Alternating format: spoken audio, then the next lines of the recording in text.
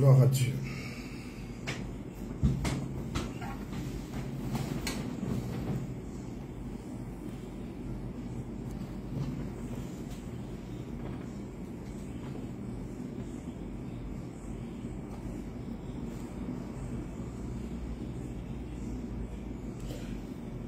Gloire, gloire, gloire à Dieu, au plus haut des cieux. Gloire, gloire, gloire à Dieu, au plus haut des cieux. Gloire, gloire, gloire à Dieu, au plus haut des cieux. Oh, gloire, gloire, gloire à Dieu, au plus haut des cieux. Voilà, pour ceux qui sont connectés, merci de partager ce direct. Nous sommes à la recherche de la vérité pour certaines personnes. Pour d'autres, nous avons trouvé la vérité. Quoi qu'il en soit, toute vérité vraie a des preuves. Et toute vérité sans preuve peut être taxée de mensonge. Et nous voulons la vérité vraie, celle qui est indiscutable, celle qui est pure et qui vient de Dieu. Voilà.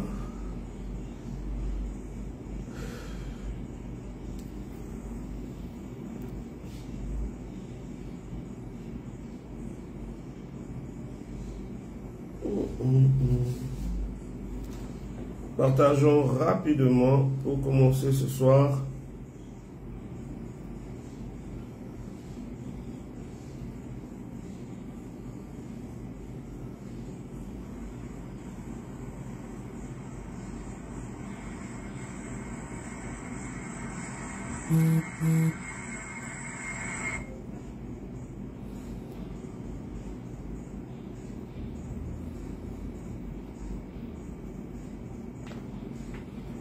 Voilà, on partage ensemble.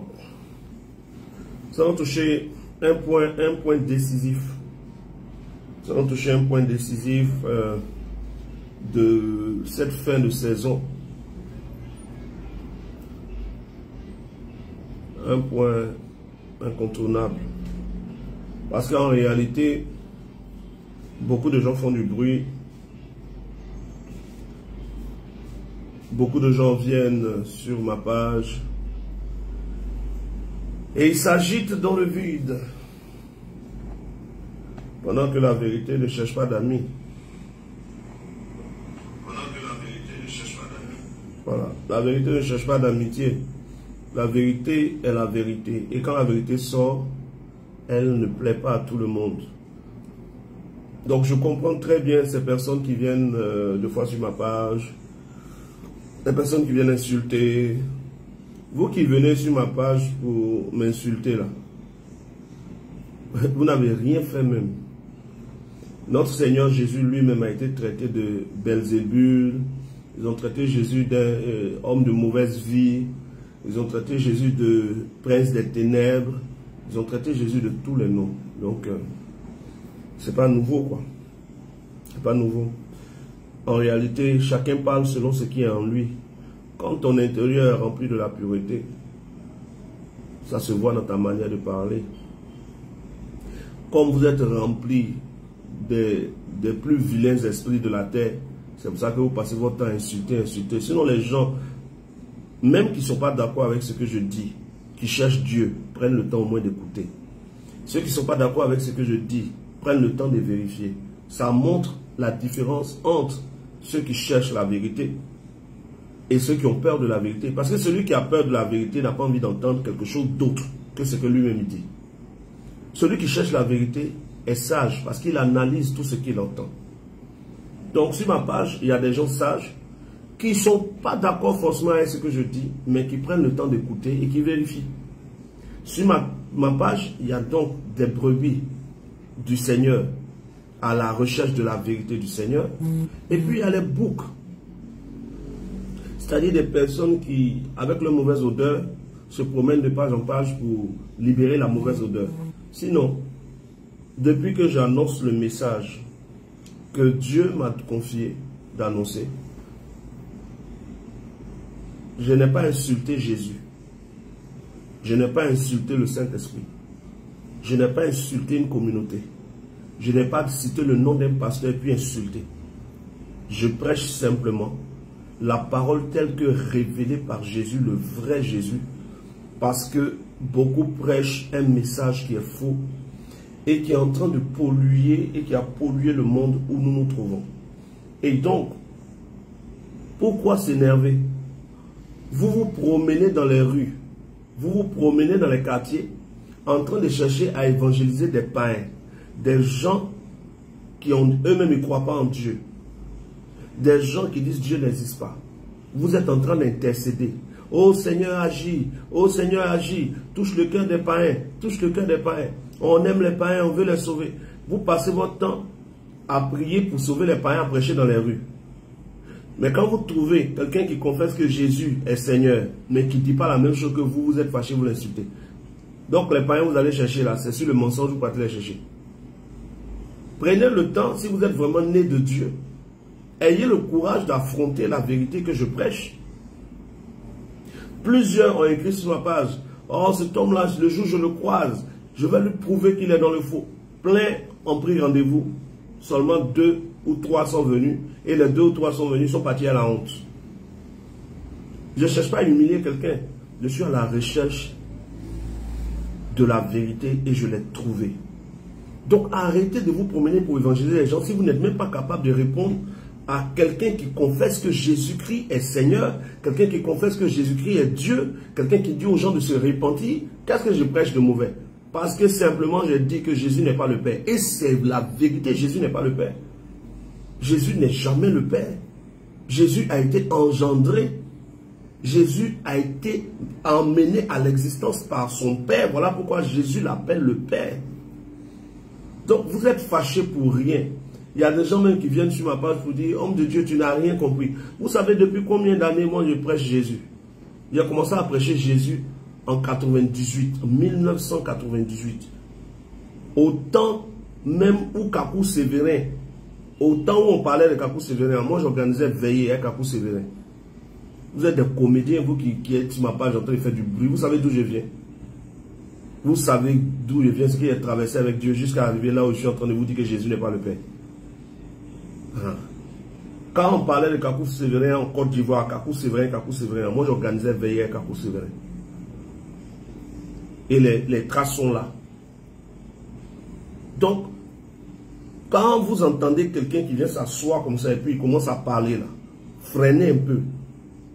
Si c'était des Américains qui étaient quittés, je ne sais où ou quoi, qui étaient venus commencer à vous prêcher, pour vous dire Jésus n'est pas le Père, vous allez prendre le temps d'écouter pour vérifier. Parce que c'est votre frère ivoirien.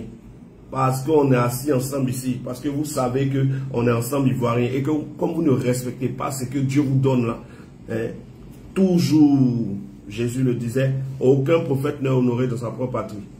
Sinon, est-ce que quelqu'un d'entre vous a pris le temps de suivre, de vérifier les tests que je vous donne? Donc, c'est simplement parce que vous voulez faire du bruit. Sinon, quand Kakou Sévérin a commencé à être connu en Côte d'Ivoire, Kakou Sévérin, moi j'organisais veillée à Kakou Sévérin. On organisait veillée à Kakou Sévérin. On organisait programme, j'organisais programme avec Kakou Sévérin.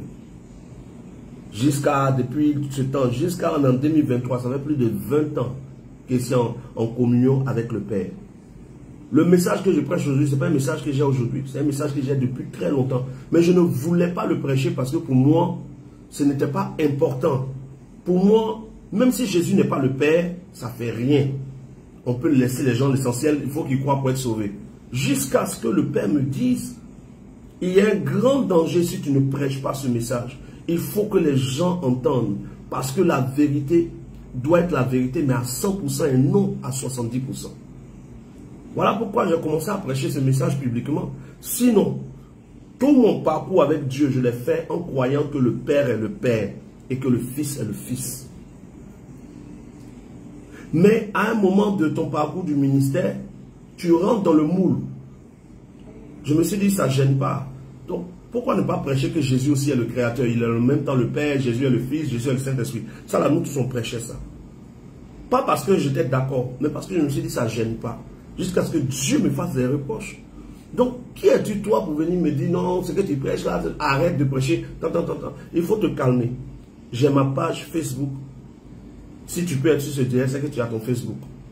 Si tu es là pour écouter, écoute, vérifie. Si ce que je dis est faux, tu verras. Si ce que je dis est vrai, tu verras. Mais il ne faut pas prendre le temps de ceux qui viennent insulter là. Vraiment, vous faites pitié, quoi. Vous faites pitié même.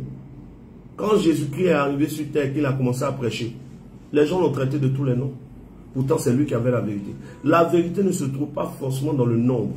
La vérité ne se trouve pas forcément dans la masse. La vérité ne se trouve pas forcément dans la grande multitude de personnes. Vous pouvez être 1 million de personnes en train de dire quelque chose, et puis c'est un seul qui a raison. Jésus était seul, comme tous. Même ses disciples l'ont abandonné. Il était seul, mais il avait raison. Il avait raison, il avait raison. Et il a eu raison. Donc, vous êtes en train de faire du bruit. Il y a quelqu'un qui m'a écrit, qui me dit, prophète, comment toi, avec tous les pasteurs que nous on connaît, les grands pasteurs là, pourquoi c'est à toi, Dieu va venir te dire ce que nous on n'a pas dit à nos pasteurs? On dit, Dieu fait grâce à qui il veut. Et Dieu choisit qui il veut. Ça n'a rien à voir avec être connu sur les réseaux sociaux.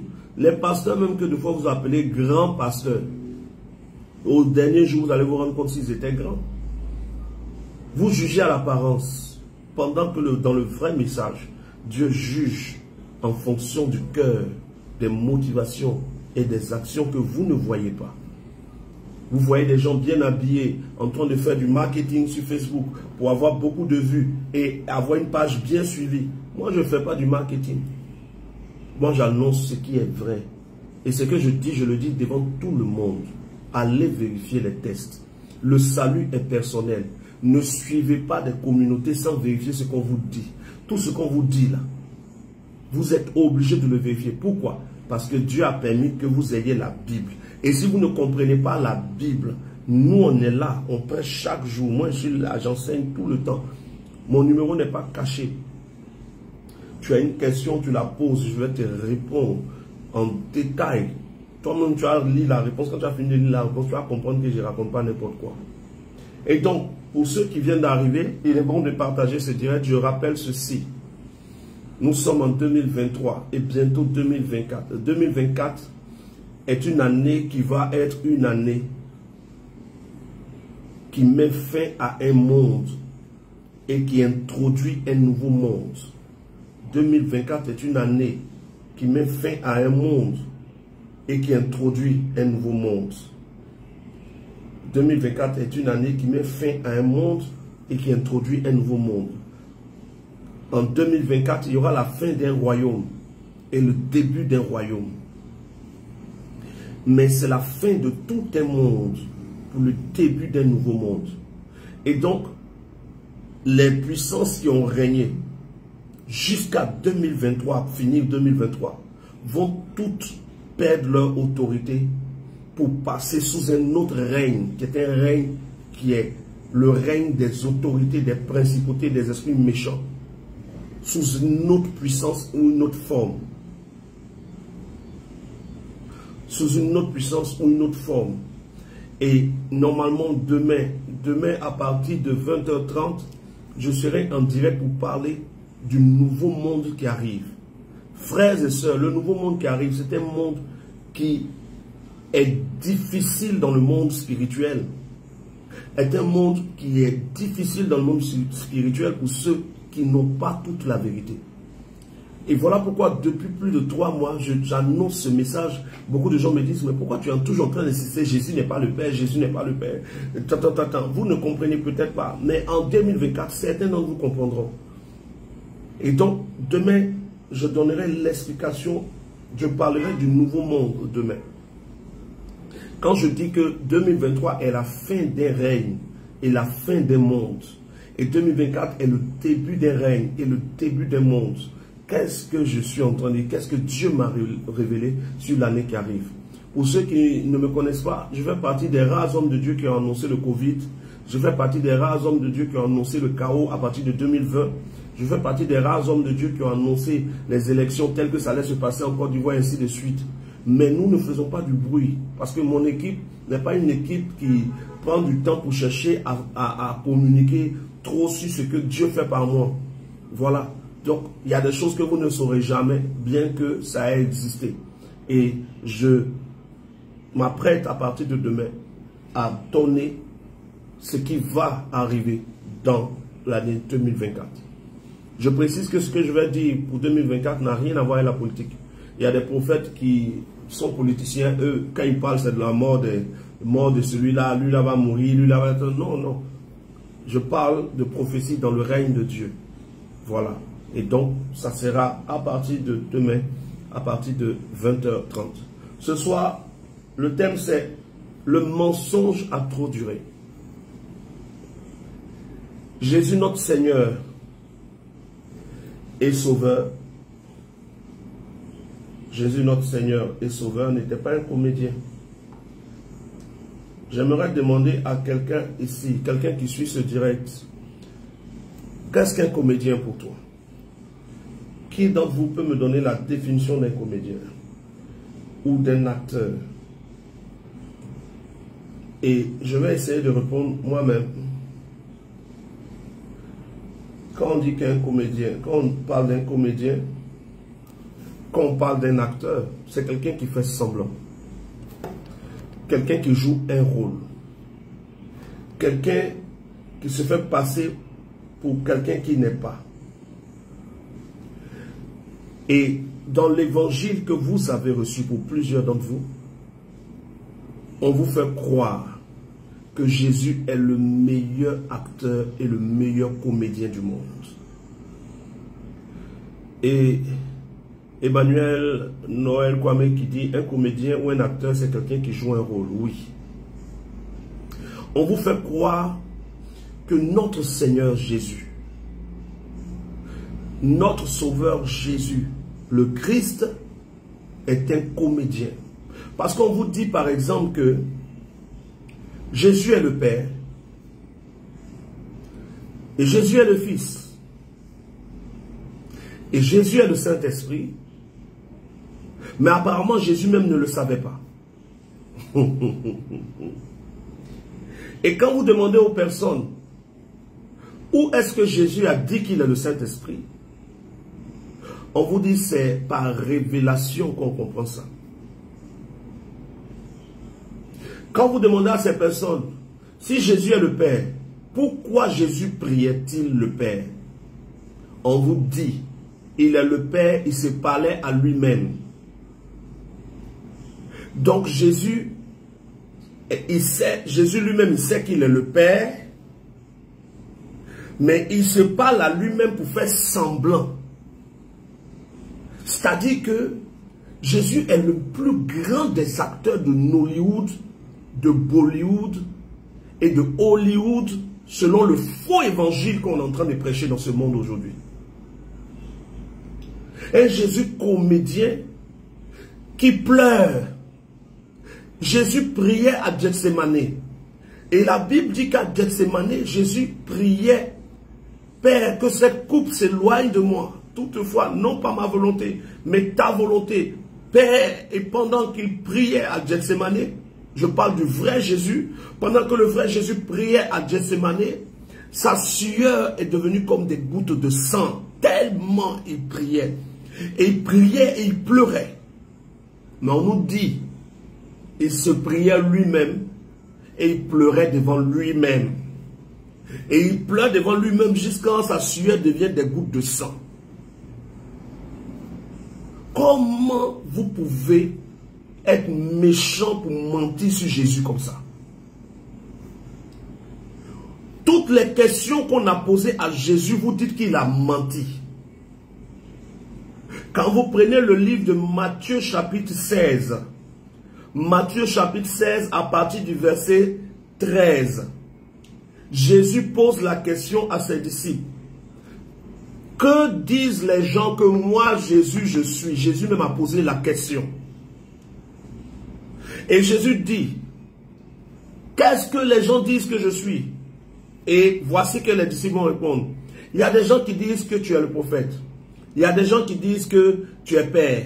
Il y a des gens qui disent que tu es truc. Il dit, mais vous, qui dites-vous que je suis? Joe, vous êtes mauvais même, vous qui ne voulez pas comprendre ce message qu'on prêche depuis là. Vous êtes mauvais avec vous-même. Vous n'aurez que vos yeux au dernier jour. Une question à laquelle Jésus lui-même a répondu. Vous dites qu'il ment. Qui dites-vous que je suis? Ils ont cité. Il dit, mais vous, qui dites-vous que je suis? Simon-Pierre. Matthieu chapitre 16, verset 16. Simon-Pierre dit, tu es le Christ, le Fils du Dieu vivant. Et Jésus va répondre. Jésus répond. Le vrai Jésus a répondu. Le vrai Jésus, notre Sauveur. Le vrai Jésus, notre Seigneur. Le vrai Jésus. Il va dire à Simon, tu es béni. Tu es béni, Simon, fils de Jonas. Parce que ce que tu viens de dire, ce n'est pas la chair et le sang qui t'ont révélé cela. Matthieu chapitre 16, verset 17. Ce n'est pas les démons, ce ne sont pas le satanisme, ce n'est pas la religion évangélique, ce n'est pas la religion catholique, ce n'est pas la religion méthodiste, ce n'est pas la religion presbytérienne, mais c'est mon Père qui est dans les cieux, qui t'a révélé ce que je suis. Oui, je suis le Fils de Dieu, je ne suis pas le Père. Et tu es béni, Simon. Je bâtirai mon église. Et mon église sera bâtie sur cette révélation que je suis le Fils de Dieu, afin que l'église adore le Père, afin que l'église prie le Père, comme je l'ai enseigné. Car je vous ai dit, quand vous priez, dites notre Père qui est aux cieux. Car Jésus nous a dit, quand nous adorons le Père. L'église donc va être bâtie sur la révélation que Jésus est le Fils, afin que l'église puisse adorer le Père, l'église puisse prier le Père. Mais ils ont ramassé un évangile venu de l'enfer et ils disent, c'est faux.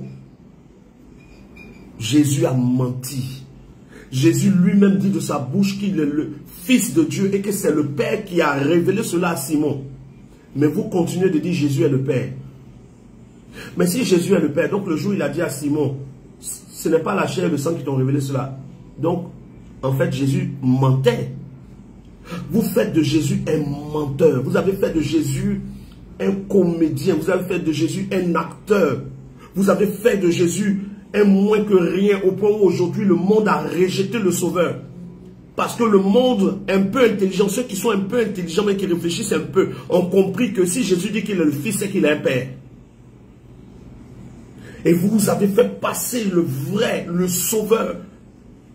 Vous l'avez fait passer pour le menteur. Vous avez fait passer Jésus qui dit, je suis le chemin, la vérité et la vie. Vous l'avez fait passer pour le menteur. Et la route coupée et la mort. Jésus pleurait, mais vous dites qu'il fait semblant. Le jour du baptême de Jésus, une voix se fit entendre dans les cieux.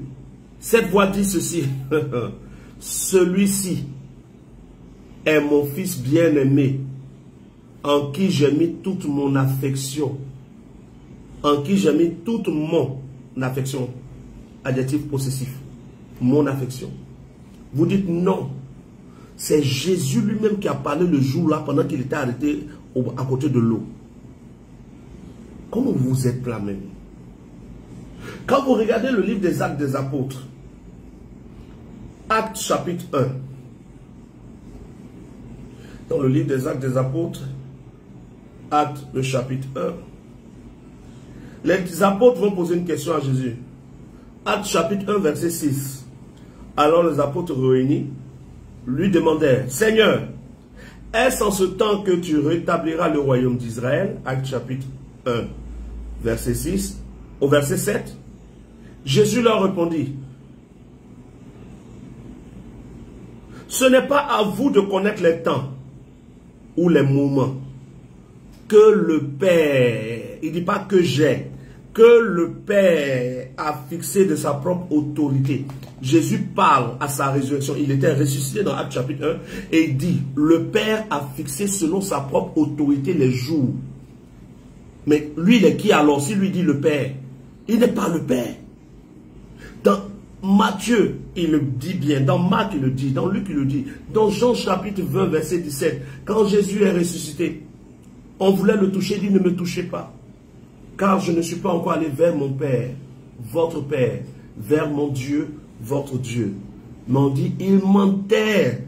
Il s'en va chez lui-même. C'est lui-même qui retourne à lui-même. Car Dieu a tant aimé le monde qu'il a donné son Fils unique, afin que quiconque croit en lui ne périsse point, mais ait la vie éternelle. Mais eux, ils disent, car Jésus a tant aimé le monde, que Jésus a donné Jésus, afin que quiconque croit en Jésus ne périsse point, mais ait la vie éternelle. Un évangile déformé, mensonger, qui est répandu sur toute la terre. Et quand tu leur demandes, ils disent, le nom de Jésus est le nom du Père. Mais si le nom de Jésus est le nom du Père, dans Jean chapitre 17, on voit Jésus en train de prier. Comment Jésus commence à prier? Jean chapitre 17, verset 1. Jésus leva les yeux au ciel et dit, Père, l'heure est venue, glorifie ton Fils, afin que ton Fils, adjectif possessif, ton Fils te glorifie. Jésus ne prie pas en disant, Jésus, glorifie Jésus. Mais Jésus prie, Père, glorifie ton Fils, afin que ton Fils te glorifie. Selon que tu lui as donné pouvoir sur toute chair, afin qu'il accordât la vie éternelle à tout ce que tu lui as donné. Or, la vie éternelle, c'est qu'ils te connaissent, toi, le seul vrai Dieu. Jean chapitre 17, verset 3. Et celui que tu as envoyé, Jésus. Est-ce que Jésus est le sauveur du monde? Oui. Est-ce qu'en dehors de Jésus, personne ne pourra échapper au jugement dernier? Oui. C'est seulement par Jésus. Mais Jésus n'est pas le Père. Il est le Seigneur, il est le Sauveur, mais il n'est pas le Père. Et il veut qu'on adore son Père, il veut qu'on serve son Père, il veut qu'on prie son Père. Voici pourquoi le jour où les disciples lui ont demandé, Seigneur, apprends-nous à prier. Dans Luc chapitre 11 ou dans Matthieu chapitre 6, il dit quand vous priez, dites, votre Père ou bien notre Père. Jésus a bien dit notre Père qui est aux cieux, parce que lui-même il est le Fils. Mais on vous fait croire que Jésus jouait la comédie. Tout ce temps, c'était un comédien. Jésus, c'était la comédie. C'est-à-dire, le monsieur, il est quitté au ciel, c'est lui le Père, mais il a peur. Il a peur de dire qu'il est le Père. Vous comprenez, hein? C'est comme on nous a dit, hein? Vous comprenez? Il a peur de dire qu'il est le Père. Parce que s'il dit qu'il est le Père, ils vont le tuer. N'importe quoi. Il a dit qu'il est le Fils et on l'a tué. C'est qu'il pouvait dire qu'il est le Père. Je suis le créateur du ciel et de la terre. Il pouvait le dire. Il ne l'a jamais dit. Quand vous prenez Matthieu chapitre 19, Jésus même dit, qui est-ce qui a créé le monde? Qui a créé l'homme et la femme? Est-ce que c'est Jésus qui nous a créés? Jésus ne nous a pas créés. Regardez Matthieu chapitre 19. Matthieu chapitre 19. C'est pas moi qui parle, c'est lui-même. Matthieu chapitre 19. Verset 1. Lorsque Jésus eut achevé ses discours, il quitta la Galilée et alla dans le territoire de la Judée, au-delà du Jourdain. Une grande foule le suivit et là il guérit les malades. Les pharisiens l'abordèrent et dirent, pour l'éprouver, est-il permis à un homme de répudier sa femme pour un motif quelconque? Voici ce que Jésus, le vrai Jésus, a répondu, pas le comédien qu'on vous prêche dans vos églises. Il répondit, Jésus répondit, n'avez-vous pas lu que le Créateur au commencement créa l'homme et la femme? Jésus dit quoi? N'avez-vous pas lu que le Créateur au commencement créa l'homme et la femme? Je reprends. N'avez-vous pas lu que le Créateur, Jésus ne dit pas, n'avez-vous pas lu que j'ai créé l'homme et la femme? Il dit, n'avez-vous pas lu que le Créateur créa l'homme et la femme? Mais on vous fait croire que tout ça, il mentait. Un père speaker qui dit bien, oui, s'il a pu dire qu'il a existé avant Abraham, c'est qu'il pouvait aussi bien dire qu'il est le père sans problème. Il a dit toute la vérité sans jamais avoir peur de scandaliser les gens. Ils sont en train de nous faire croire en un Jésus. Vous croyez en un Jésus qui était menteur. On fait croire en un Jésus qui était menteur. En un Jésus qui était un acteur. En un Jésus qui était un comédien. Il pleure, mais il sait que c'est lui-même. C'est-à-dire, il sait que c'est lui-même qui est le Père. Mais il ne peut pas dire, parce qu'il est coincé. Vous racontez du n'importe quoi. Jésus dit, je suis le chemin, la vérité et la vie. Nul ne vient au Père que par moi. Et on lui a posé la question. On dit, d'où viens-tu? Il dit, je suis sorti de mon Père. Je suis venu non faire ma volonté, mais la volonté de celui qui m'a envoyé. On dit, il ment. Tu mens. Jésus, tu mens. Tu n'es pas venu faire la volonté de quelqu'un. C'est ta propre volonté que tu es venu faire, mais tu te caches.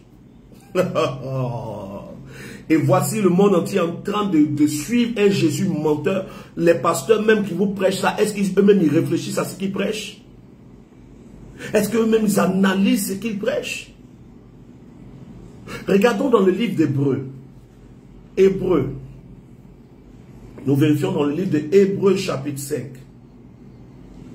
Hébreux chapitre 5. Regardez, on dit Jésus quand il priait, il se priait. Jésus se priait lui-même. Vérifions si c'est vrai. Hébreux chapitre 5, à partir du verset 1. Hébreux chapitre 5, verset 1. Je précise, le vrai Jésus, si tu veux le découvrir, n'accepte pas qu'on te fasse croire que c'est un comédien. Le vrai Dieu qui a créé le ciel et la terre, si tu comprends que tu veux le trouver, tu veux trouver la vérité, refuse que Jésus était un comédien. Tu vas voir comment tes yeux vont s'ouvrir. Hébreux chapitre 5, je vais commencer au verset 4. Nul ne s'attribue cette dignité s'il n'est appelé de Dieu, comme le fut Aaron. Et verset 5, et Jésus ne s'est pas non plus attribué la gloire de devenir souverain sacrificateur. Jésus ne s'est pas attribué la gloire. Ce n'est pas lui-même qui s'est donné cette gloire, mais il est écrit, Hébreux chapitre 5, verset 5, mais il a reçu la gloire de devenir souverain sacrificateur par celui qui l'appelle son fils. Celui qui lui a dit, tu es mon fils, je t'ai engendré aujourd'hui. Comment quelqu'un, le texte est clair, Jésus ne s'est pas attribué la gloire, donc quelqu'un d'autre lui a attribué la gloire. Et il est écrit, le verset 7, Hébreux chapitre 5, verset 7. C'est Jésus qui, quand il était sur terre, a prié et a pleuré. Il a supplié son Père pour que son Père le sauve de la mort. Et il a été exaucé.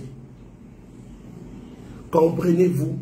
Jésus pleurait, il suppliait quelqu'un. Vous dites qu'il se suppliait lui-même. Quel grand acteur! Ouais, Jésus s'est fait semblant. Votre faux Jésus là, il s'est fait semblant. Mais le vrai Jésus ne faisait pas semblant. Il priait son Père réellement. Le Père existe réellement. Et le Père a tant aimé le monde qu'il a envoyé réellement son Fils. Et Jésus priait. Il ne s'est pas attribué cette gloire. On vous dit que Jésus est le Saint-Esprit. Il est quoi le Saint-Esprit? Regardez avec moi le livre de Luc chapitre 1. Luc chapitre 4 verset 1. Jésus n'est pas le Saint-Esprit. Mais ouvrez vos yeux frères. Arrêtez d'écouter tout ce qu'on vous dit sans vérifier. Vous allez avoir honte au dernier jour devant le jugement de Dieu. Vérifiez. Vérifiez. Moi j'ai vérifié. Je prêchais ce message avant. Moi aussi je disais Jésus est le Père, le Fils, jusqu'à ce que Dieu ouvre mes yeux. J'ai vérifié en grec, en hébreu, en français. On vérifié. Nous sommes en train de parler. Regardez avec moi. On dit Jésus est le Saint-Esprit. Nous sommes dans Luc chapitre 4 verset 1. Comment Jésus peut être le Saint-Esprit? Luc chapitre 4 verset 1. Jésus, virgule, rempli du Saint-Esprit, revint du Jourdain et il fut conduit par le Saint-Esprit dans le désert. Jésus rempli de qui? Depuis quand le Saint-Esprit remplit le Saint-Esprit? Comment Jésus peut être rempli du Saint-Esprit s'il est le Saint-Esprit? On ne remplit qu'un vase vide. Au temps d'Élisée, une femme est venue voir le prophète Élisée. Elle a dit à Élisée que son mari servait Dieu et son mari est décédé. Et les créanciers sont venus pour prendre tout ce qu'elle a. Élisée dit à cette femme, rentre dans ta maison, ferme la porte, prends des vases vides et quand tu vas prendre le peu d'huile qui te reste, tu verses le peu d'huile là dans les vases. Tant qu'il y aura des vases vides, l'huile va couler. Et cette femme est partie et quand elle est arrivée, elle a demandé à ses voisins et tout, ils lui ont donné des vases. Et tant que les vases étaient vides, l'huile continuait de couler, l'huile continuait de couler. Qui parle de la plénitude que le Saint-Esprit allait nous donner, nous qui étions des vases vides. Mais comment est-ce que, dans le livre de Luc chapitre 4, verset 1, Jésus peut être rempli du Saint-Esprit? S'il est rempli en Luc chapitre 4, verset 1, qu'est-ce qu'il était avant d'être rempli? Et quand vous regardez Luc chapitre 3, Luc chapitre 3, c'est écrit ici, Luc chapitre 3, verset 21, Luc chapitre 3, verset 21. Tout le peuple se faisant baptiser, Jésus fut aussi baptisé. Et pendant qu'il priait, le ciel s'ouvrit, et le Saint-Esprit descendit sur lui, sous une forme corporelle, comme une colombe. Et une voix se fit entendre du ciel, en disant, tu es mon fils bien-aimé. En toi, j'ai mis toute mon affection. Les frères, soyez vraiment amoureux de la vérité pour échapper aux mensonges que les gens prêchent. Jésus est sur terre, et puis lui-même, il parle au ciel. Et puis, comment il parle? Il parle comme un mythomane, quoi. Toi, tu sais que tu es le Père, et puis tu parles au ciel, et puis tu dis, celui-ci est mon fils. Aïe. Donc, tu ne peux pas nous dire ça sur la terre ici. Que toi-même tu es le Père directement, je suis le créateur du ciel et de la terre, je suis venu pour vous sauver, j'ai quitté le trône, j'ai quitté mon ciel pour venir vous sauver. Est-ce que vous savez que Jésus parlait à ses disciples en privé? Il y a des jours où il parlait en privé à ses disciples, il y a des jours où il parlait en public. Même si vous dites qu'il avait peur de dire en public qu'il était le Père, et que c'est lui qui a tout créé, pourquoi il n'a pas dit ça en privé à ses disciples? Parce que quand on va lire de Matthieu jusqu'à Apocalypse, aucun de ses disciples ne dit que Jésus était le Père. Aucun de ses disciples ne dit cela. Est-ce que Jésus ne parlait pas à ses disciples dans le privé?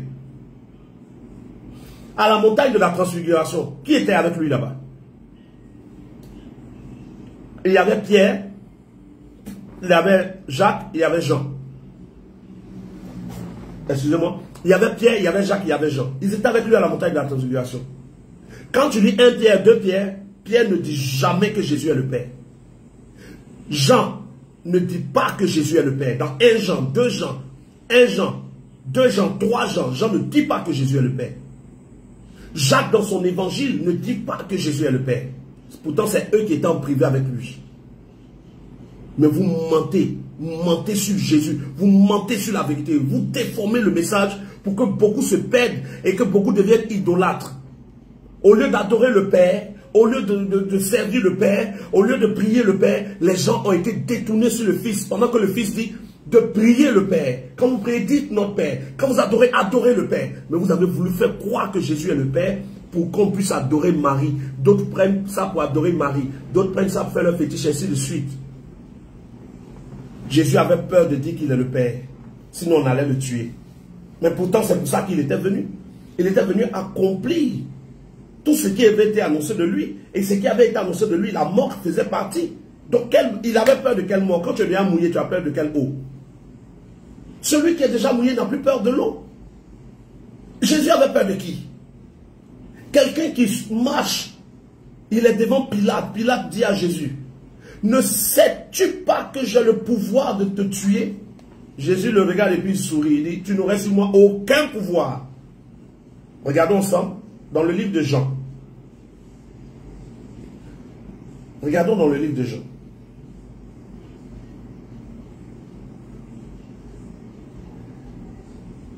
Jean, chapitre 19.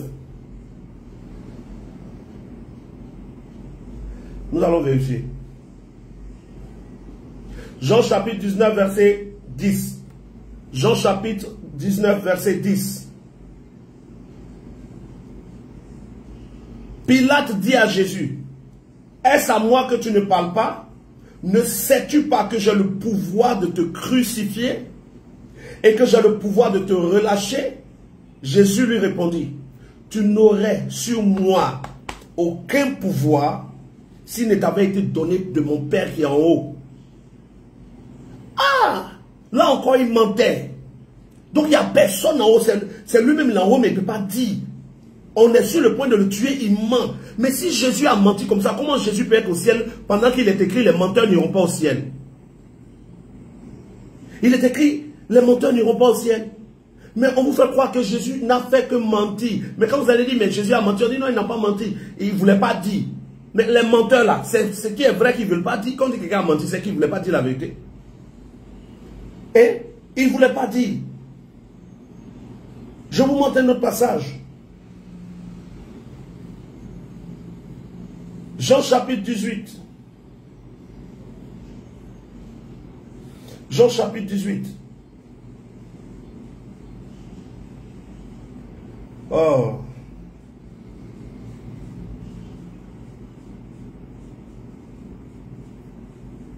Jean chapitre 18. Verset 36. Commençons au verset 37. Pilate lui dit, tu es donc roi? Pilate demande à Jésus, tu es donc roi? Jean chapitre 18, verset 37. Pilate lui demande, tu es donc roi?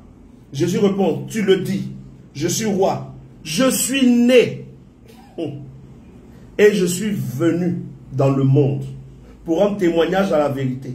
Je suis né. Jésus lui-même dit, il est né et il est venu dans le monde. Quand il dit, dans vos Bibles, il est traduit, je suis né et je suis venu.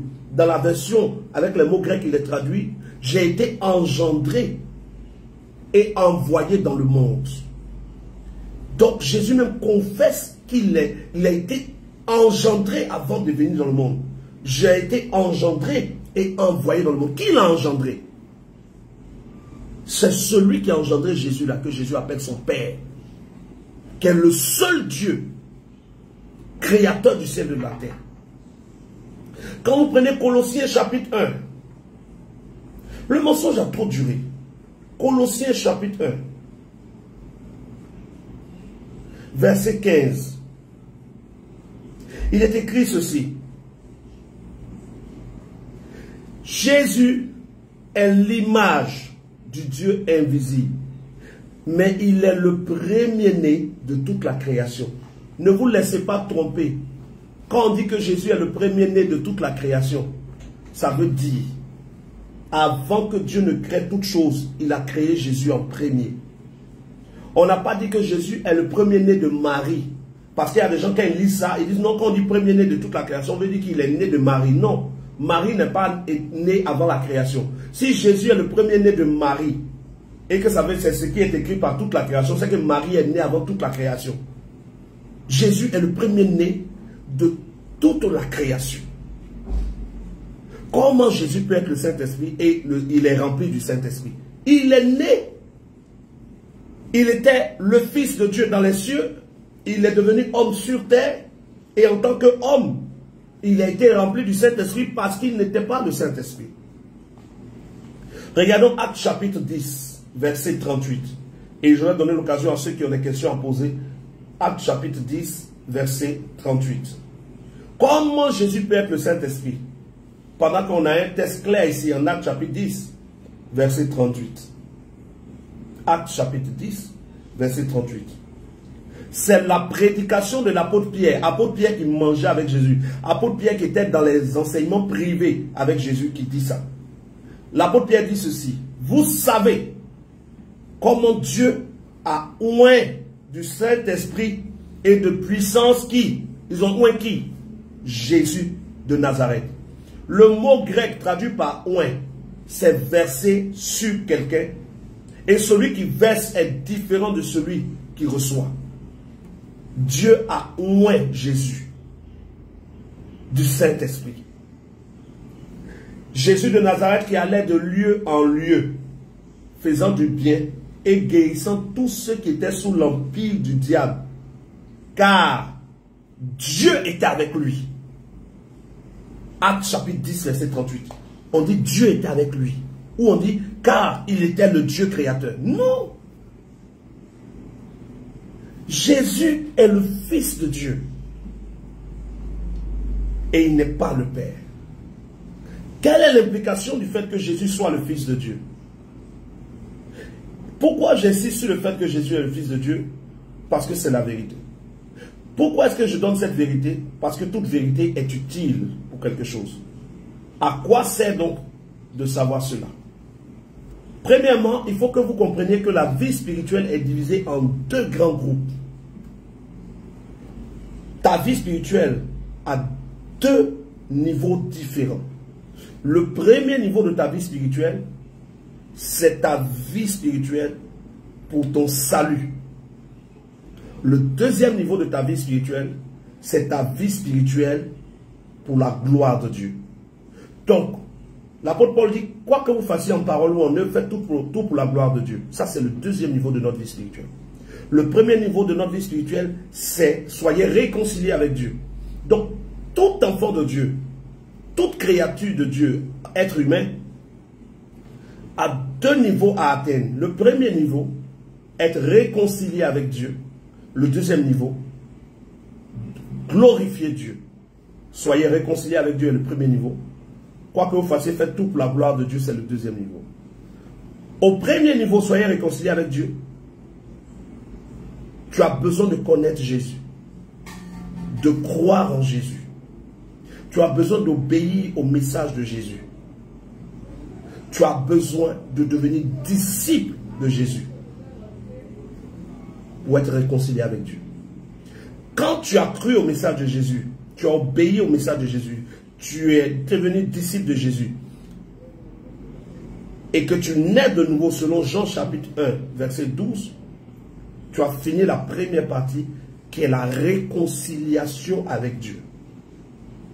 Dans la deuxième partie qui est de glorifier Dieu, tu as besoin de savoir qui est le Père.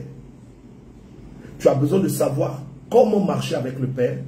Tu as besoin de savoir comment entendre la voix du Père.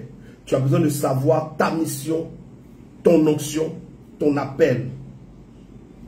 Deux niveaux distincts pour chaque personne appelée par Dieu le Père de notre Seigneur Jésus.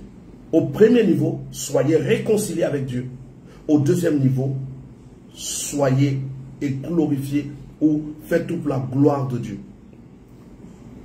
Si au premier niveau, tu cherches à connaître le Père, c'est inutile. Parce qu'il faut connaître le Fils, avoir la vérité qui est révélée au Fils, car le Père rend témoignage que le salut est en Jésus et en son Fils, qui est son Fils. Quand tu as eu le salut, tu t'es repenti, tu as été baptisé, tu as manifesté le fruit digne de la repentance. Le Saint-Esprit vient habiter en toi. Quand le Saint-Esprit vient habiter en toi, tu rentres dans la deuxième dimension de ta vie spirituelle. Celle où tu dois glorifier le Père.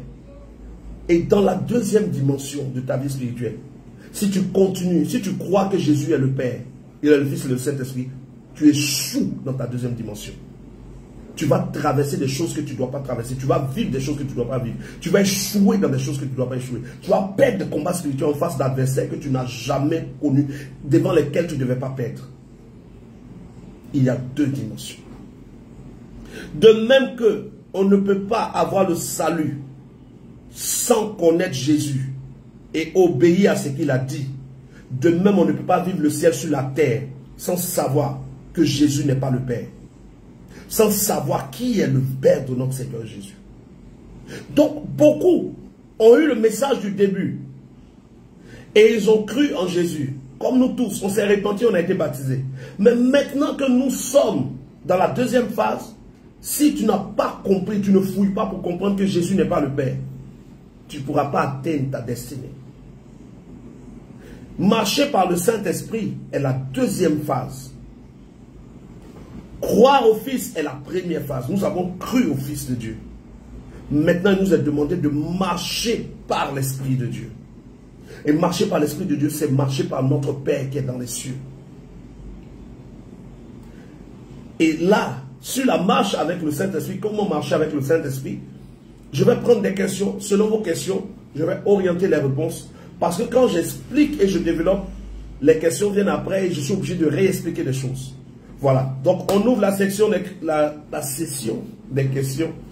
Quelqu'un a-t-il une question sur la première phase de la vie spirituelle d'un vrai enfant de Dieu ou de la deuxième phase? Il y a deux phases différentes.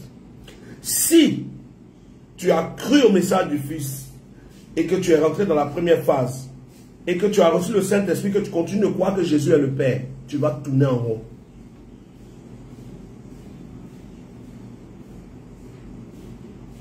Mais Kimbo Laka, hey, est-ce que tu m'as demandé le nom du Père et je ne t'ai pas donné le nom du Père?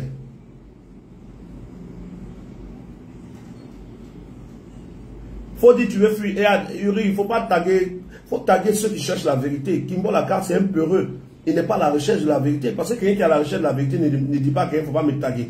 Non, on t'a tagué parce qu'elle croit que tu es enfant de Dieu. Elle croit que tu cherches la vérité. Elle t'a tagué. Tu es arrivé ici. Il ne faut pas venir raconter n'importe quoi. Pose ta question. On voit si tu n'as pas de réponse. Mais tu as peur d'avoir la réponse. À cause de ça, tu ne poses pas de questions. Ah, quand on est... Soyez sages en vous rappelant que nous tous, on est nés là. On n'est pas nés à Bible dans notre bouche. On est venu trouver les écrits. Ah. Voilà. Quelqu'un a-t-il une question? Kimbo Laka, si tu es courageux, que tu cherches la vérité, il faut poser ta question. Demande-moi le nom du Père, il te dit. Et puis tu vas vérifier si ce n'est pas écrit. Pourquoi vous voulez le mensonge? Et puis ce qui est mauvais, frère, vous qui aimez la vérité, rendez-vous compte. Hein. Le temps est en train de prendre pour tout expliquer là. C'est parce qu'on a affaire à des gens qui n'aiment pas Jésus. Des gens qui n'aiment pas la vérité. Sinon la question de qui est Jésus là, Jésus même a déjà répondu. En Matthieu chapitre 16, il a répondu ça clairement. Ils ne veulent pas. Parce qu'ils veulent être dans la religion. Jésus même a posé la question, qui dites-vous que je suis? Ils ont répondu jusqu'à lui-même, il dit, je suis le Fils de Dieu. Mais il continue de dire, il est le Père. D'autres vont demander, quel est le nom du Père? Quel est... Non. Demande, on te donne la réponse. 13 passages. Et puis, il te donne la réponse en français, il te donne la réponse en grec, il te donne la réponse en hébreu. Puis si le temps est là, il te donne la réponse en araméen.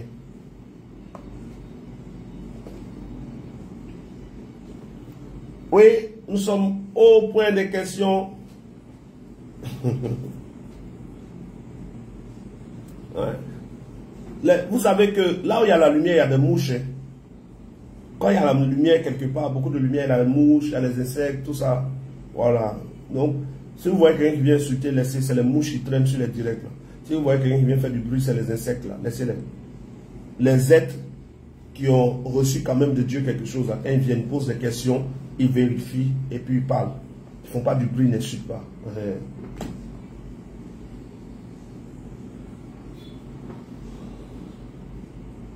Voilà.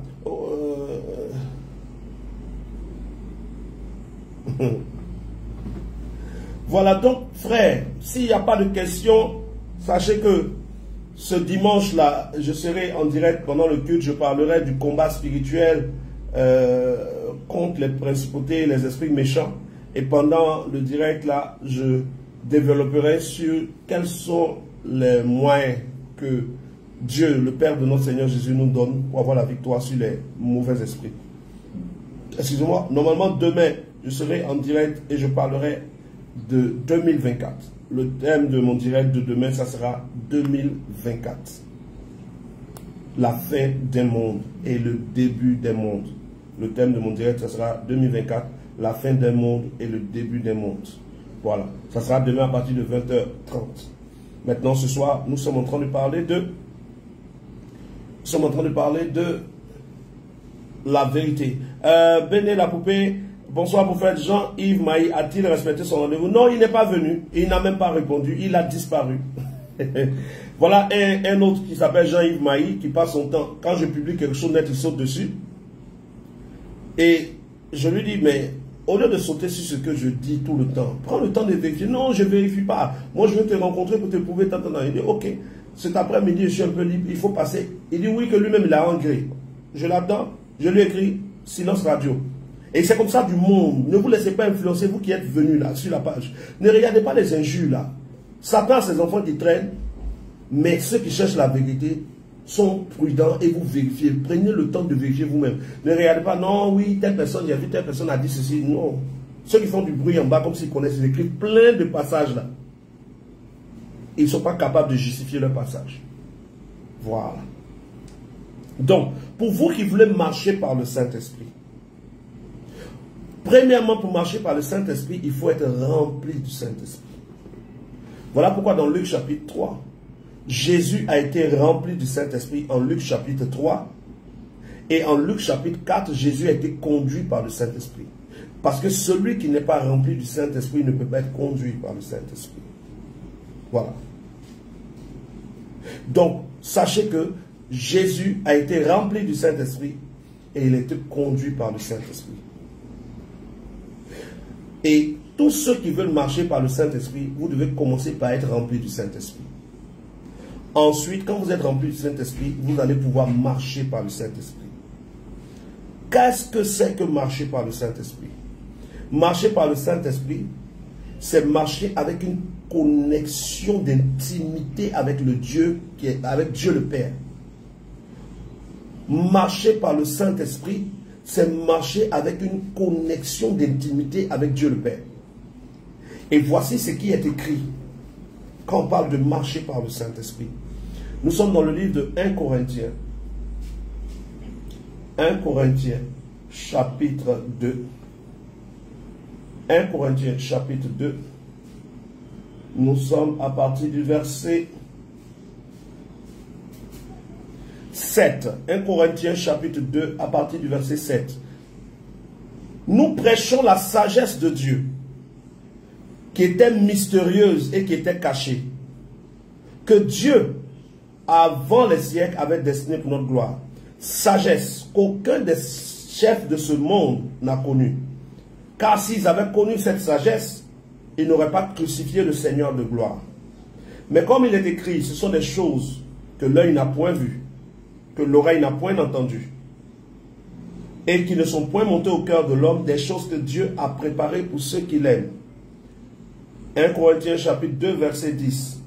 Dieu nous les a révélées par son esprit, car l'esprit de Dieu sait tout.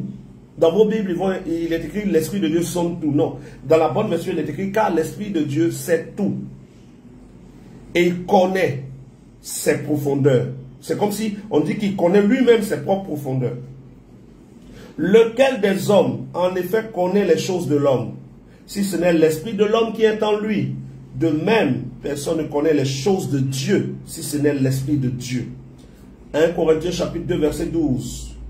Or, nous qui sommes nés de nouveau, nous n'avons pas reçu l'esprit du monde, mais nous avons reçu l'esprit qui vient de Dieu, afin que nous connaissions les choses que Dieu nous a données par sa grâce.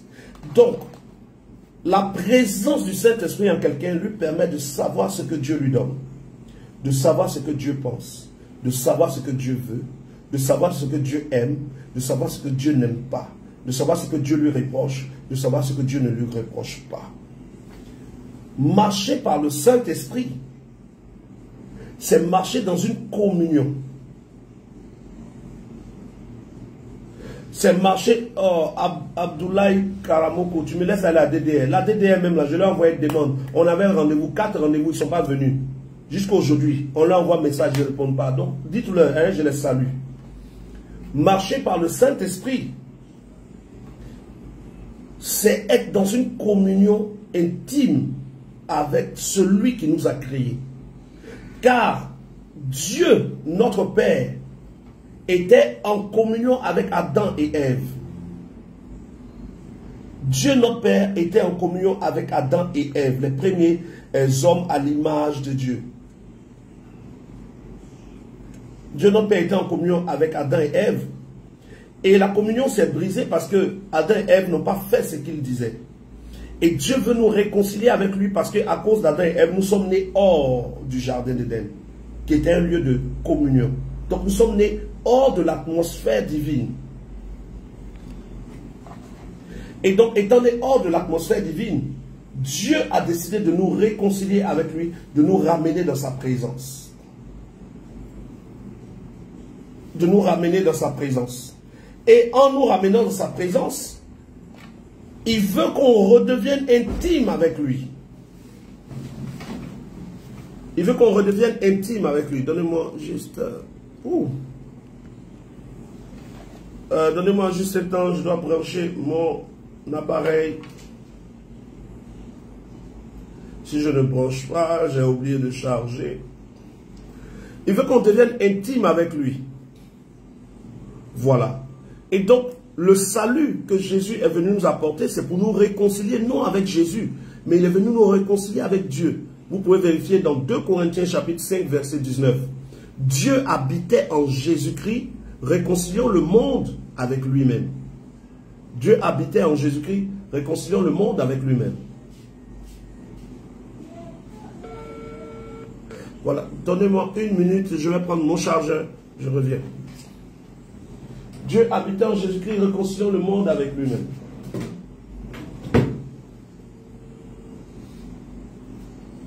Et donc, quand on parle de marcher avec le Saint-Esprit, il s'agit d'être en communion avec le Père.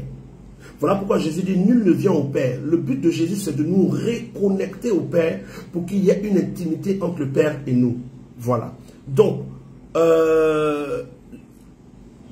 préparez-vous à vous reconnecter parce que je vais lancer le direct sur mon deuxième numéro parce que celui-ci est déchargé. Voilà. Déjà, dans cette première partie, j'ai pris le temps de dire ceci. Jésus n'était pas un comédien et Dieu est venu nous réconcilier avec lui au travers du message de son Fils. Et donc, normalement, étant réconcilié avec Dieu par le message du Fils, comme je vous ai dit, il y a 2 blocs dans la vie spirituelle d'un véritable enfant de Dieu. Le bloc pour le salut, être réconcilié avec Dieu, et le bloc pour la marche, pour la gloire. Dans le bloc du salut, de la réconciliation avec Dieu, nous devons être réunis à Dieu. Et la preuve que tu es pardonné, c'est quand tu es rempli du Saint-Esprit. Être rempli du Saint-Esprit est la preuve que Dieu nous a pardonné. Et quand nous sommes remplis du Saint-Esprit, nous pouvons marcher maintenant avec lui. Envoie mon chargeur de Samsung, la noire. Donc, Samsung. Voilà. Ça va s'éteindre. Hein. Donc, la preuve, c'est que nous pouvons maintenant marcher avec lui. Marcher avec le Saint-Esprit commence par percevoir la voix de Dieu. Il faut que tu entendes la voix de Dieu. Premièrement, il faut être rempli du Saint-Esprit. Deuxièmement, il faut entendre la voix de Dieu. Pouvoir entendre le Saint-Esprit. Arriver à entendre ce que Dieu te dit à toi particulièrement. Et c'est ce que beaucoup ne comprennent pas quand je dis que la Bible n'est pas la parole de Dieu, mais est un livre qui contient les paroles de Dieu. Parce que quand tu es rempli du Saint-Esprit, Dieu développe avec toi une intimité. Et il y a des choses que Dieu va te dire que tu ne peux pas lire dans la Bible.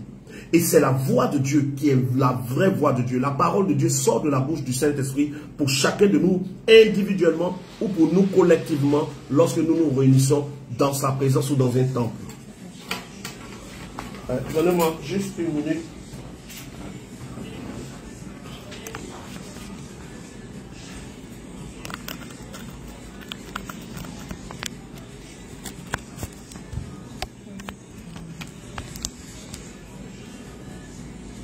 Oh, ouais. Je vais débrouiller avec ça.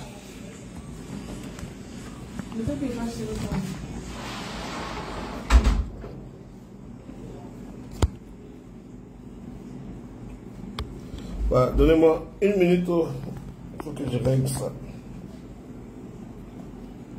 Il faut que je règle. Voilà. Donc, la première partie, c'est être réconcilié avec Dieu.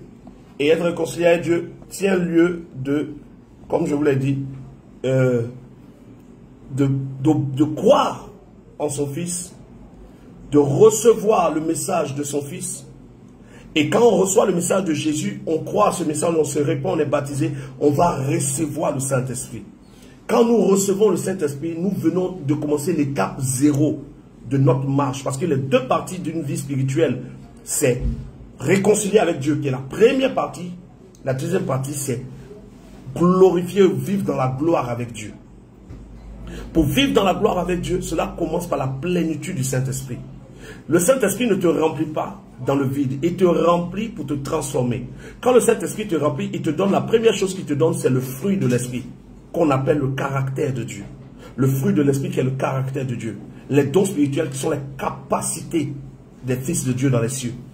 Donc, le fruit de l'Esprit, c'est le caractère de Dieu. Et les dons spirituels sont les capacités de Dieu qu'il donne à ses fils. Et ça, c'est dans la deuxième phase de ta vie. La première phase, c'est la repentance. La première phase, c'est le baptême. La première phase, c'est l'obéissance. C'est le fruit digne de la repentance. La première phase, c'est la plénitude du Saint-Esprit. La deuxième phase, c'est la plénitude du Saint-Esprit plus le revêtement de puissance. Jésus, rempli du Saint-Esprit en Luc chapitre 4, verset 1. Jésus, revêtu du Saint-Esprit en Luc chapitre 4, verset 18. Donc, nous avons tous deux phases. La première phase, être réconcilié avec Dieu. La deuxième phase, marcher avec Dieu. Avec quel Dieu nous sommes réconciliés? Le Saint-Esprit. Qui permet que nous soyons réconciliés avec Dieu? Le message de Jésus, le Fils de Dieu. Maintenant, quand nous sommes remplis du Saint-Esprit, le Père nous remplit de son Esprit pour créer en nous une communion avec lui. Pour que nous soyons en communion avec lui. Et 1 Corinthiens chapitre 2, verset 9 à 11, nous fait comprendre que la communion que nous avons avec le Saint-Esprit est pour savoir ce que Dieu nous donne, ce que Dieu pense, ce que Dieu veut. Ça fait que toi, si tu rentres dans la dimension des fils de Dieu, et que tu comprends bien le message que je prêche, poussé par le Saint-Esprit, tu vas comprendre que Jésus était notre modèle et notre exemple. Jésus priait le Père avant chaque décision. Jésus posait des actions par obéissance au Père. Jésus était le Fils par excellence qui vient pour être le modèle de tous les fils qui vont naître. Romains chapitre 8, verset 29. Car Dieu, ceux que Dieu a connus d'avance, il les a aussi prédestinés à être à l'image de son Fils, afin que son Fils soit le premier de plusieurs autres frères qui arrivent. Et nous sommes les autres frères qui arrivent. Voici pourquoi beaucoup de gens ont loupé leur vie spirituelle parce qu'on vous a fait croire que Jésus est le Père, Jésus est le Saint-Esprit. Et vous n'avez pas eu de repère. La première partie de ta vie spirituelle, tu dois croire en Jésus. Croire en son message, appliquer son message, te repentir, être baptisé et recevoir le Saint-Esprit. Parce que même Jésus lui-même a reçu le Saint-Esprit. Et toi aussi, tu dois recevoir le Saint-Esprit comme lui. Ensuite, quand tu as fini cette première partie, tu attaques la deuxième partie de ta vie spirituelle, qui est la partie la plus dangereuse. Regardez combien de personnes se sont repenties, ont été baptisées et après, ça a eu beaucoup de problèmes. Pourquoi beaucoup d'entre vous, après votre baptême, vous avez beaucoup de problèmes? Vous dites non, au début de ma conversion, ça allait, mais à un moment, les choses sont devenues difficiles. Parce que la deuxième partie de la conversion, qui est la partie où nous devons glorifier Dieu, est une partie où si tu as raté, le diable ne te rate pas. La deuxième partie, ce n'est pas une partie théorique, c'est une partie pratique. Dans la deuxième partie de la conversion, ce n'est pas une histoire de oui, Seigneur Jésus. Non, non, non, non. C'est une partie où tu as besoin d'une intimité, d'une communion, d'une consécration à Dieu. De la même manière que Jésus a été obéissant jusqu'à la mort sur la croix. Toi aussi, tu dois rentrer dans un niveau de communion, d'intimité, pour être obéissant jusqu'à atteindre ce pourquoi Dieu t'a appelé. Parce que si tu ne le fais pas, si tu restes au niveau théorique, au niveau de oui, bébé spirituel, ceci, cela, tu ne vas jamais t'en sortir. Les ennemis du niveau 2 sont terribles. Au niveau 1, tu es au début, Dieu même te garde, Dieu te donne, tu pries petit comme ça, Dieu t'exauce. Tu es là, tu penses à quelque chose net, Dieu t'exauce. Mais au niveau 2, tu n'es plus un bébé. Les esprits se lèvent contre toi. Les hommes se lèvent contre toi. Les attaques viennent de partout. Des fois, tu pries Dieu, tu as l'impression que Dieu ne t'entend pas. Pas parce qu'il ne t'entend pas. Parce que le deuxième niveau de notre vie spirituelle, c'est le niveau de la maturité. Quand le Saint-Esprit te remplit, tu dois rentrer dans une autre dimension. Si tu rates l'autre dimension, tu deviens esclave des démons. Tu deviens esclave des sorciers. Tu deviens esclave de ta famille. Regardez combien de chrétiens souffrent dans la deuxième dimension. Ils se sont repentis, ils ont été baptisés, tout. Mais regardez comment ça chauffe sur les chrétiens. Parce qu'on vous a prêché un Jésus qui vous protège. Un Jésus qui est avec vous. Un Jésus qui garde chacun de vous. Non. La vérité, c'est que le Saint-Esprit vient en nous pour nous donner un niveau de maturité, un niveau d'autorité, un niveau de puissance, un niveau d'onction, afin que nous soyons des fils qui représentent le Père dans la puissance du règne de Dieu sur terre. Mais on nous fait croire, on nous a fait croire en un évangile qui donne aux gens de venir dimanche à l'église partir. Quand ça chauffe, il faut appeler le pasteur. Quand le pasteur n'est pas là, on a des problèmes. Si on a fait un rêve, on doit crier oh, le feu, le feu, le feu, le feu. Non, c'est faux, c'est pas ça l'évangile. Donc, la première partie de la vie de quelqu'un qui veut être sauvé, c'est d'être réconcilié avec Dieu. La deuxième partie, c'est de marcher avec Dieu dans la puissance et dans la dimension des fils de Dieu. Et ce que je suis en train de prêcher est le message qu'on nous a caché, parce que Satan a peur de ce message. Le message qui te fait prendre conscience de ce que Dieu veut vraiment pour toi. Nous venons de faire environ 1h10 de direct. Envoyez-moi vos questions au plus 225 05 05 22 59 93. Parce que Alain Guissavant dit, homme de Dieu, pour ceux qui ne comprennent pas que Jésus est le Fils, ils feront mieux de lire 2 Corinthiens 1. Oui, ils n'ont qu'à lire. Ils ne veulent pas lire. Les gens suivent ce que les gens leur ont prêché. Ils ne veulent même pas vérifier. Nous faisons notre part. Donc, pour ceux qui veulent m'écrire leurs questions sur comment marcher avec le Saint-Esprit, je vous avais dit la semaine passée que cette semaine, j'allais commencer à développer réellement. Cette semaine, je vais parler de comment entendre la voix de Dieu, comment servir Dieu, les dons spirituels, l'intimité personnelle, le culte personnel. Hein, tout ça, ça sera cette semaine. Demain, à partir de 20h30, je serai en direct pour continuer sur ce thème. Jésus n'est pas un comédien et comment marcher par le Saint-Esprit. Je vous demande de m'envoyer vos questions au plus 225 05 05 22 59 93. Les questions que vous avez, auxquelles je répondrai demain. Voilà. Ces temps-ci, vous allez remarquer que les directs feront maximum 1 heure de temps, au plus 1h30, parce que je ne veux pas tout expliquer en même temps. Parce que quand tout est expliqué en même temps, parfois, certains ne comprennent rien. Je vais aller pas à pas avec chacun de vous, selon que Dieu est allé aussi pas à pas avec moi. Voilà. Demain, je parlerai de la première étape, être réconcilié avec Dieu. La deuxième étape, marcher avec Dieu. La première étape, je parlerai de ça de manière brève. La deuxième étape, qui est être rempli du Saint-Esprit, c'est quoi? Comment être rempli du Saint-Esprit? Comment être revêtu de la puissance d'en haut? Quand nous sommes remplis du Saint-Esprit, quels sont les signes qui le prouvent? Quand nous sommes revêtus, quels sont les signes qui le prouvent? Et comment marcher dans cette dimension? Comment entendre la voix de Dieu? Ça sera demain à partir de 20h30. Maintenant, je vais essayer de répondre rapidement à quelques questions qui ont été posées avant de couper ce direct. Comment développer cela? Alvan Sita qui demande comment développer cela. Y a-t-il une méthode? Aussi, le baptême d'eau est toujours d'actualité. Le Saint-Esprit n'est-il pas une forme de baptême? Voilà. Le baptême d'eau est d'actualité. Le baptême d'eau est l'engagement visible de notre engagement invisible. Quand tu fais le baptême d'eau, c'est comme si tu disais publiquement, je veux obéir à Dieu.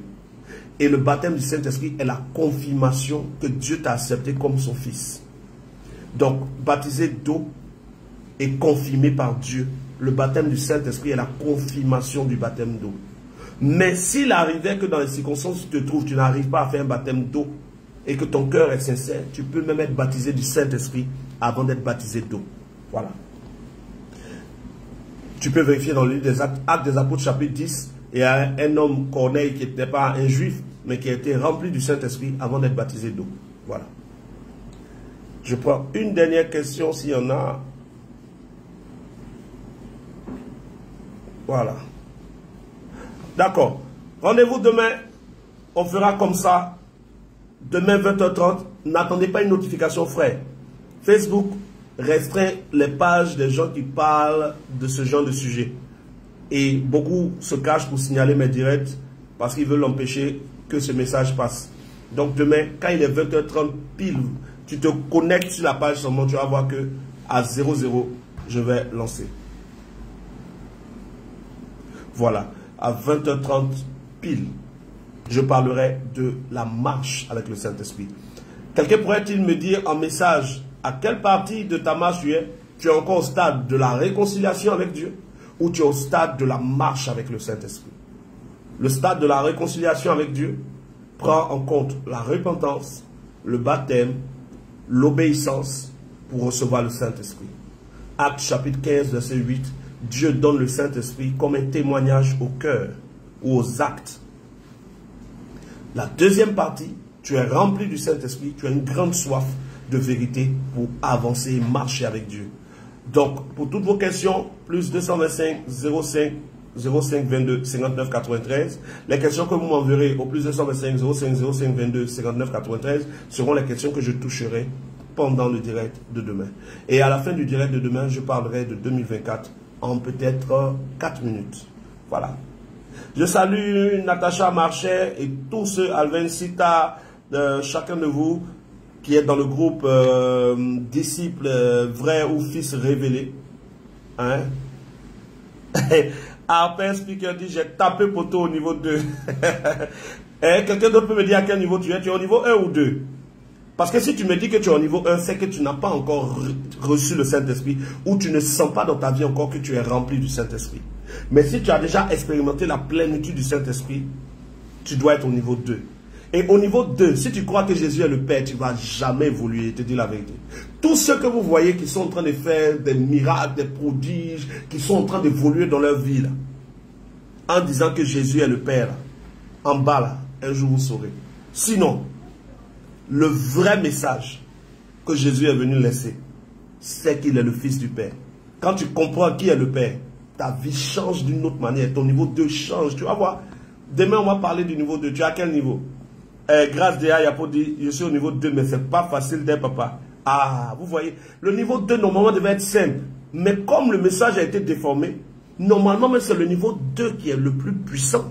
C'est le niveau 2 où il y a les grands témoignages. Demain, on parlera un peu de Jésus n'est pas un comédien. On parlera du niveau 1 et on développera sur le niveau 2 et on parlera de 2024. Ne manque pas, même quand je vais couper ce direct, de partager sur ta page en mettant en titre « Arrêtez de mentir, Jésus n'était pas un comédien ». Partagez ça partout. Les gens n'ont qu'à venir écouter. Le vrai Jésus n'était pas un comédien. Steve Divin dit niveau 2, mais franchement c'est fort. À partir de cette semaine, quand les directs de cette semaine sur la plénitude du Saint-Esprit, la marche avec le Saint-Esprit va finir, vous allez voir comment votre niveau 2 va devenir. La grâce de Dieu sur vous. Pour ceux qui sont sur mon groupe WhatsApp, rendez-vous là-bas pour votre résumé. Qu'est-ce que vous avez compris? Vous pouvez m'écrire sur le groupe WhatsApp. Pour ceux qui ne sont pas encore sur le groupe WhatsApp, vous pourrez rejoindre mon groupe WhatsApp. Il y a un lien. Il vous suffit d'envoyer un message à ce numéro-là qui est épinglé, je pense. Oui, peut-être. Voilà. Et on vous ajoutera sur le groupe WhatsApp pour que vous puissiez aussi faire votre résumé. Allez, les gars, les frères, les sœurs, rendez-vous sur le groupe WhatsApp. Allons faire notre résumé sur ce direct. NB, partagez en mettant un titre par WhatsApp ou sur votre page. Jésus, le vrai Jésus, n'a jamais été un comédien. Et il n'a eu peur de personne. Dieu vous bénisse.